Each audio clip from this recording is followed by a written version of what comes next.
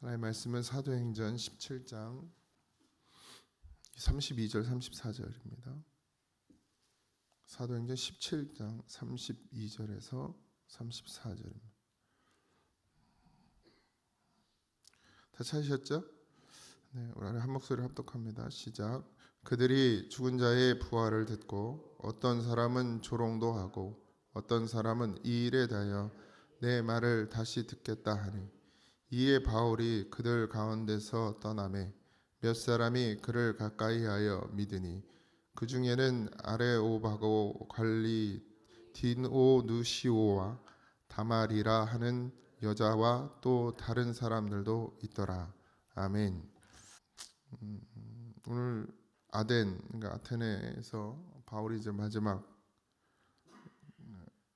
이제 오늘 우리가 살펴보는 본문이 마지막인데 물론 이제 내용들이 더 많겠지만 이제 여러 가지를 이제 압축해서 우리에게 하나님께서 정리해 주셨는데 이제 예수 그리스도의 복음에 대해서 창세기로부터 시작해서 이제 주님이 죽었다 다시 살아나신 부활까지를 이들에게 전해 주게 되었죠. 그런데 이제 그들이 죽은 자의 부활을 듣고 어떤 사람은 조롱도 하고 어떤 사람은 이 일에 대하여 내 말을 다시 듣겠다 하니 그러니까 이제 계속해서 그냥 변론하고 쟁론하는 데만 열을 올리고 복음을 받아들이는 데는 이 사람들이 관심이 전혀 없는 것이죠. 물론 뭐 어디 가나 핍박을 당했던 것은 사실이나 이렇게 성령의 역사가 늘 성령의 역사들이 강하게 뭐 그냥 일주일만 해도 교회가 세워지고 예수를 믿는 사람들이 많았었는데 이 아테네에서는 여기 있다시피 몇 사람이라고 이렇게 되어 있거든요. 그래서 사실 로마에는 교회가 세워지지 않습니다. 이 바울이 요번 전도 여행에서는 교회가 세워지지 않고 그냥 믿는 사람 몇 사람만 생겨나게 되는데 어쨌든 뭐 그것도 귀한 은혜라는 생각이 들긴 하지만 어쨌든 바울은 이 아테네의 사건을 통해서 다시 한번 내 힘이 아니라 하나님의 힘이고 주님의 힘으로만 사역해야 되는 것에 대해서 반드시 깨닫게 되고 복음이어야 하는데 분명히 바울은 복음을 전하는 것 같아요. 내용상으로는. 근데 어떻게 전하느냐가 중요한 거죠. 그러니까 내 지식, 내가 배운 것, 내가 가진 것으로 전하느냐 아니면 정말 주님의 성령의 인도하심을 받아 성령이 말하게 하심을 입어서 말하느냐 이 차이가 분명히 나타나게 됩니다. 때로는 목회자는 늘 그거와 싸우는 거예요.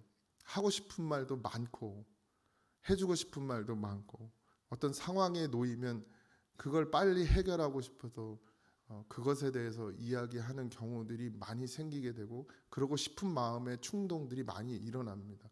교회의 어떤 현 상황 아니면 지금 일어나고 있는 현상적인 문제들 그것을 풀어내려고 하는 마치 그것이 이제 복음인 것처럼 그렇게 되는 경우 이게 무슨 말인지 이해하실라는지는 잘 모르겠지만 어쨌든 그렇게 복음과 이 어떤 뭐 삶의 질 아니면 그냥 가르치는 것과의 차이 그 사이에서 늘 방황하고 힘들어하는 게 목회자예요. 왜냐하면 당장 일어나는 문제들을 해결하고 싶거든요. 그래서 사람의 말을 때로는 할 때도 생긴단 말이죠. 그래서 그것들을 또 누르고 정말 성령이 하시는 말씀을 교회에 전해야 하는 것이 목회자의 사명인데 그걸 지켜낸다는 건 사실 쉽지 않습니다. 사람의 말하는 게 훨씬 쉽고 눈에 보이는 거 당장 거슬리는 거 해결하는 게 훨씬 속 편하니까요. 근데 그걸 그냥 덮어두고 그리고 오직 하나님 말씀만을 전하면서 그 길을 걸어간다는 건 모든 목회자에게 다 어려운 문제입니다. 그래서 그러다 보니 어느새 그게 자꾸 습관이 들면 마치 자기가 전하는 게 다 하나님의 말씀인 것처럼 그렇게 착각에 빠질 때도 있어요. 그래서 잘 구분해야 하고 그리고 성도들도 또 마찬가지입니다. 또 그런 소리를 듣기 좋아하는 성도들이 있어요. 그러니까 세상의 지식, 지혜 그리고 뭔가 있어 보이는 말들. 어떤 목사님들은 항상 설교하기 앞에 무슨 어떤 좋은 말, 아니면 좋은 책, 아니면 좋은 학자 이야기, 막 그 예화를 꼭 들고서 시작을 하거든요. 근데 그걸 좋아하는 거예요. 그러니까 그게 훨씬 잘 와닿거든. 그러니까 이 자기들의 삶에 있어서 그런 뭐 예를 들면 그게 훨씬 더 가깝게 들려지고 하니까 성경에서 예를 드는 게 아니라 그냥 이 땅의 현실에서 예를 드는 뭐 때로는 필요하겠지만 그것이 항상 그렇게 되어진다는 것조차도 그러니까 그걸 구분한다는 게 쉽지는 않습니다. 말씀을 전하는 것과 그러니까 복음을 전하는 것, 성령의 인도하심을 따라 성령의 말하심을 입고 말하는 것과 설교 그냥 설교를 하는 것과 이 차이를 잘 못 느끼는 경우들이 많고 지금 현대 교회는 더군다나 더하죠. 그래서 수많은 목사님들이 매일 그 설교를 준비하면서 이 책에 따오고 저 책에 따오고 성경에서 안 따오고 여러 가지 책들을 놓고 거기서 따오고 여기서 따오고 그리고 이제 가장 많이 썼던 것이 주석인데 그 주석이라는 것도 사람 이제 학자들이죠. 물론 이제 훌륭하죠. 열심히 이 신학을 공부해서 주석을 그러니까 성경을 해석해 놓은 것인데 그것도 사람의 해석이 될 수 있습니다. 근데 그것이 그걸 맹신하는 그게 옳다라고 무조건 옳다라고 생각하는 거기에도 오류가 있을 수 있고 틀릴 수 있는 것인데 그러니까 결국 목회자는 강대상에서 하나님하고 씨름하고 그렇게 해서 하나님이 주시는 말씀 뭐 꼭 여기서 몸부림쳐서가 아니더라도 하나님의 부르심을 입은 자가 쓰임을 받으면 그러면 하나님께서 다 사용하시는 걸 봅니다. 근데 그렇지 않은 경우들도 많고 또 타협하게 되고 성도들이 원하는 걸 해줘야 되니까 안 그러면 싫어하니까 성도들이 좋아하는 걸 해야 목사가 그래도 자리 보존하고 자리 지킬 수 있으니까 또 그렇게 가는 경우들도 참 많고요. 뭐 바울의 이 아테네 사건을 통해서 많은 것을 목회자들은 많은 걸 느낄 수 있을 것인데 성도들도 성도들 입장에서 내가 듣기 좋은 소리, 내가 생각하는 것, 내가 가지고 싶은 것들, 내가 얻고 싶은 것들을 교회에서 얻으려고 하지 마십시오. 하나님이 주시는 걸 받으셔야 합니다. 항상 하나님이어야 해요. 왜냐하면 늘 말씀드리지만 하나님만 선하시거든요. 그러니까 목사도 선하지 않아요. 사람은 선할 수가 없거든요. 그러니까 하나님이 전해 주시는 말씀, 하나님이 이 교회에 원하는 것을 들어야 합니다. 그게 가장 바른 방법이고 가장 선한 방법이에요. 근데 자꾸 뭘로 가요? 사람으로 가요. 사람의 방법으로 간단 말이에요. 회의하고 투표하고 선거하고 손 들고 그래서 이건 다수결의 의견으로 결정된 거니까 무조건 지켜야 된다고. 물론 다수결이 맞는지 안 맞는지 저는 잘 모르겠습니다. 그 안에도 하나님의 뜻이 있을 수 있겠지만 그게 전부가 아니라는 거. 어떻게 해야 돼요? 무릎 꿇어야 돼요. 다. 하나님 앞에 정말 기도하고 모두가 다 같은 답을 얻을 수 있을 때까지 기도하고 그렇게 가야 사실은 맞죠. 근데 그렇게 하면 막 한도 끝도 없다고 생각이 든다 보니까 저도 그냥 현실에 타협하고 가는 거죠. 그러나 원래 답은 기도하고 모든 성도가 문제를 놓고 기도하고 하나님이 주시는 답을 얻어야 하는데 하나님이 한 분이신데 어떻게 여러 답이 있을 수 있겠습니까? 한 답이 와야죠. 응답을 받으면 어찌 저만 와요. 여러분에게도 와야죠. 예. 그러니까 그런 부분들을 우리가 교회에서도 계속 그렇게 기도하면 나가야 되는데 성도들이 또 그걸 도와주지 않으면 받쳐주지 않으면 목사는 혼자 그걸 해낼 수가 없는 거죠. 그러니까 자꾸 교회 분위기나 성도의 눈치나 살펴야 하고 그렇게 가다 보면 결국 사람이 세워가는 교회가 되어지더라는 것입니다. 오해는 하지 마세요. 그렇다고 목사 혼자 독단적으로 하고 독선적으로 하겠다는 얘기는 아닙니다. 분명히 하나님 뜻대로 해야 돼요. 근데 그게 사실 참 어렵죠.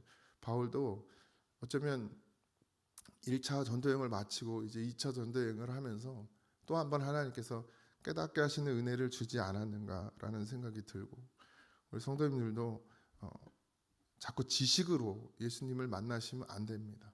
반드시 지혜여야 하고 성령의 인도하심을 받아야 되는 줄 믿습니다.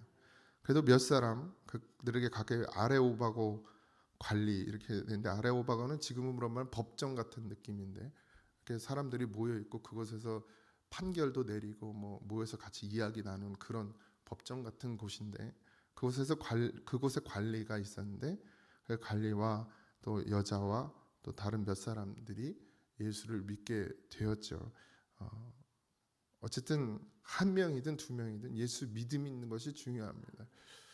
뭐 교회가 사람이 많고 적음의 문제가 아니라, 지금은 뭐 이제 늘 그런 분위기가 되어 버렸지만 이 땅의 교회들이, 그래도 어떻게 하든 그렇게 가려지 않으려고 하는 목사님들도 또 계시기도 하고요. 뭐가 옳다 그르다 할 수는 없지만 하나님이 그릇이 돼서 그렇게 쓰시는 건 분명히 맞는 것 같아요. 그러나 이제 끝이 어떻게 되느냐, 끝이 그렇게 하나님이 그릇으로 썼으면 더 겸손히 하나님 앞에 엎드려져야 되는데, 그것이 자기의 공로가 되고 자기의 의가 되고 목사의 힘이 되고, 그러면 이제 문제가 되는 것이죠, 교회가. 근데 그렇게 큰 교회들이 되어져서도 목사님이 겸손하고 늘 하나님 중심으로 붙들려고 하는 교회들도 분명히 있습니다. 그런 교회가 될 줄 믿고, 우리 교회도 믿지 않는 영혼들이 좀 와서 믿음을 갖게 되고 믿음이 자라났으면 좋겠어요.